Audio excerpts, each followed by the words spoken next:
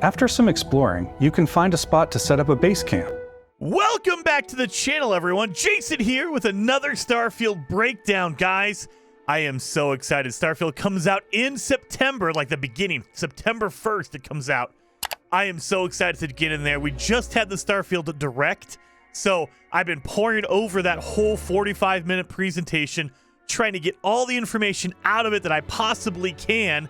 And so today we're going to focus on base building in Starfield, dude. It looks very, very awesome. It looks like it's going to be very similar to base building in a lot of survival games, but I'm going to compare it a lot to No Man's Sky, which is a good and a bad thing. Good thing because it's something we know that there's a lot of similar aspects to it.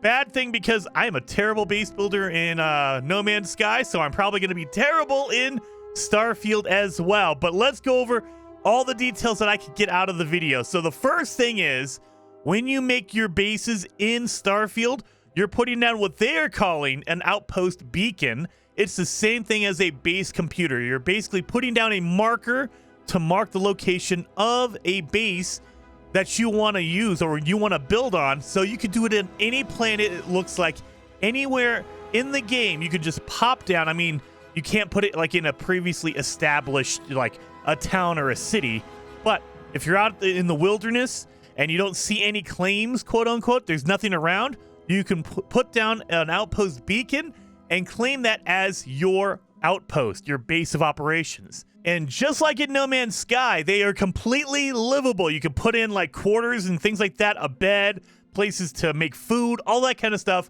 Let's jump into some of the other details that you could use for the bases. So they're habitable. You can assign your crew. So you could go out and find different NPCs, different characters in the game, and they will have different attributes. Sometimes it'll be really, really cool for a base. Sometimes you want to assign them to a ship. You want to assign them to a starship because they'll be better that way. But there's going to be a ton of characters you can pick from. You can choose. You can hire them. You can go to a spaceport, look around for crew members, people who are looking for a job. You can hire them and assign them to each individual base. And it looks like you could have more than one base. So I don't think you're going to be limited to just one base. You could have multiple bases, just like you could have multiple ships that you can assign your crew to. I'm assuming that cost is going to get pretty high, depending on if you have to pay them per day or how. I don't know how that system works, but you can find them there. They have different abilities that are going to increase your base depending on what you're focused on.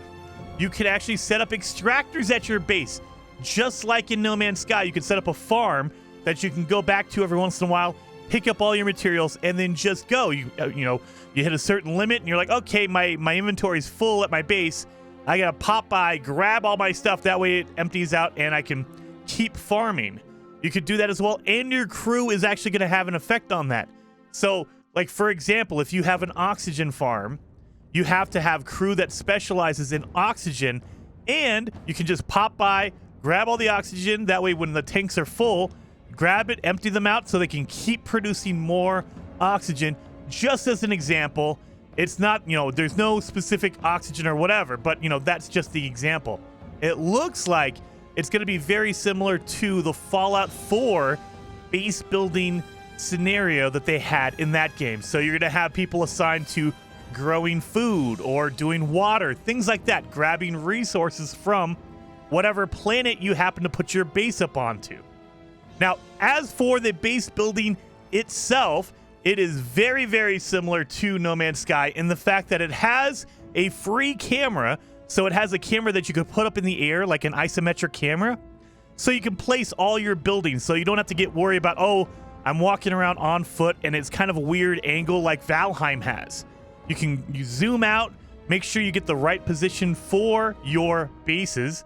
That way you don't have to worry about it. Buildings are going to need power as well. I saw that in their presentation. You're going to have to worry about power, just like No Man's Sky. You need resources to build it, so you're going to need enough, like, cement. You're going to need enough iron, things like that to build up your different base pieces. And they also have a secondary camera, an on-foot camera, so you could place all the furniture around your base. You could put all the tables and chairs and beds. That is really, really cool. So there's different camera modes, so you can kind of get the good details in there. Or if you're like me and you're terrible at base building, it'll just be way confusing, really difficult to navigate. But I'm sure there's going to be a lot of awesome base builders out there.